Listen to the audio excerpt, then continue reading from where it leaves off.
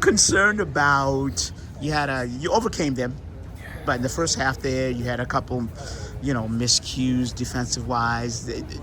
Is that past? Is that in the past? Yeah, I think certainly uncharacteristic of us. As we've grown this season, I think you've seen a really mature group and going through Club World Cup and Leagues Cup. I think we've learned to be really solid defensively and to be intelligent in our decision making back there. And obviously, like, those two moments were uncharacteristic, but they do happen. It's a game of mistakes. I thought in both moments, it was funny actually. In the first one, we had defended the set piece really well, and the second phase really well, the long throw, and so I think the guys were just so excited in that moment to then transition, go forward, and you're 3-0 up, and I can totally understand that. And it was just a little bit of a sloppy pass from Obed and miscontrol from Jordan. And look, those things happen throughout a game, and it's how you react. And unfortunately, we didn't react well enough, and I thought Triantis took advantage of that really well. And what we've learned is that those mistakes, they just can't shake your confidence as a group. I think we're a team that is fun to watch. I think we play really good football. In order to do so, we have to have a lot of belief and trust in each other on the ball. So at no point would you ever want to take any of that away from the guys. Obviously we bounced back in a really good way in the second half. And although it wasn't maybe as some of our attacking football on the ball wasn't quite as good as it was maybe in certain moments in the first 40 minutes of the game, we were still able to manage it really well and overcome a little bit of adversity and persevere, which we've had to do all season with different guys stepping up, different moments. This is going to be our 50th game. We've learned so much about the group, who we are as a collective, and I was really proud of the guys to battle once again through a little bit of adversity, stick together, get the fourth goal, and come away with a good win. Yeah, and guys stepping up, and whoever's in there, whether it's Alex Rodon or even Kalani, what do you need from that position? Now, each one brings a little skill set, but what are you looking for? Both are really good. I thought Alex was excellent in the first half in terms of his positioning. He's such an intelligent player.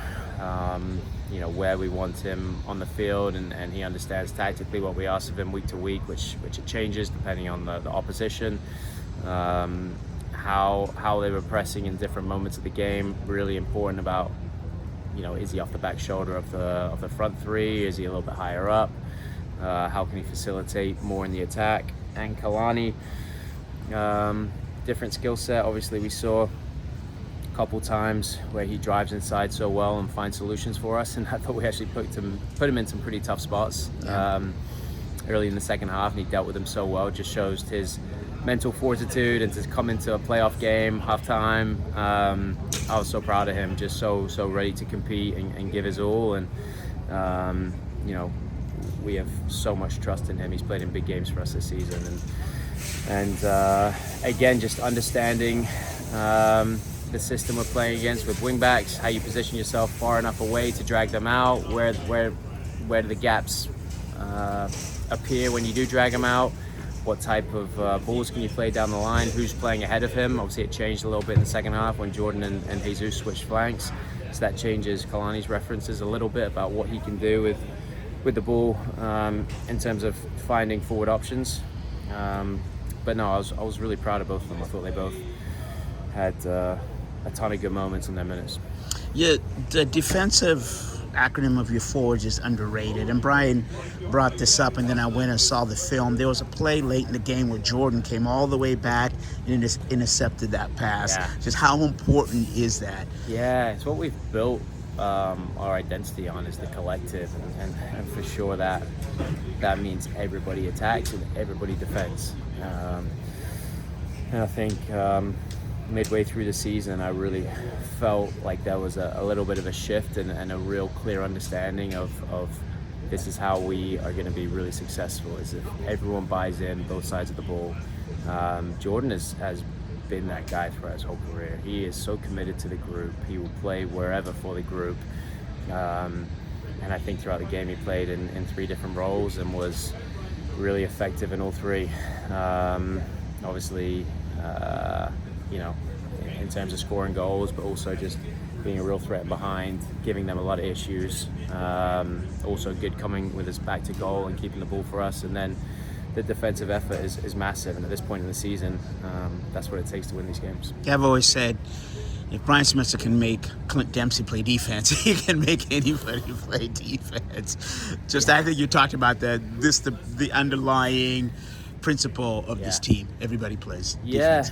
Crucial. And I think if you look at world football now, where it's gone, you know, maybe 10 years ago it wasn't quite the case. There were some players that maybe were a little bit more luxury, and obviously you still see that at the very top end in certain cases, but for the most part, the best teams in the world, everybody is just incredibly bought into that side of the ball. And it's, again, at this stage of the season, the playoffs, when a little second phase moment or a small mistake, if you don't prepare for those moments and have the mindset that I'm going to help my teammate out, then you can be made to pay and your season can be over. So I think we have a group that understands those moments really well, and we'll certainly leave it all out on the pitch.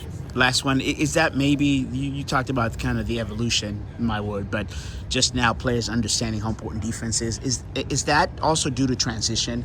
How players now understand that if I come back, transition, we can actually go that way? Because that seems to be an evolution of the game the last 5-10 years. Both ways, because we've talked ad nauseum the last couple of years about active defending, and I've worked with Jackson and Yanmar a lot on that term and the organization behind the ball. Sometimes you call it the game behind the game, and it's just being so prepared for those moments when the ball can turn over and what happens next. And obviously that's something that Minnesota can certainly be really threatening in with the pace of Longwane, Yeboah. They have real threats on that side. But also when you have a collective understanding that if you're close enough together and the ball does turn over, or if there's a mistake in the final third, if you have enough guys around the ball, then you can counter press so well and win it back quickly. And I think you saw that certainly in the first 40 minutes of the game the other night. I thought that was an area we were really successful in. We score a goal from it. Jackson tries a really good ball behind the back line to Alex. They cut it out, but then Christian's right there in his awareness of the situation to get close to it, to sniff it out, and to regain the ball quickly. Those transition moments are huge and have become a massive part of the game. We work on that. We talk about that every day. We work on that all throughout our training sessions, and we got to make sure when the whistle blows, we all are able to react to certain situations in the right way.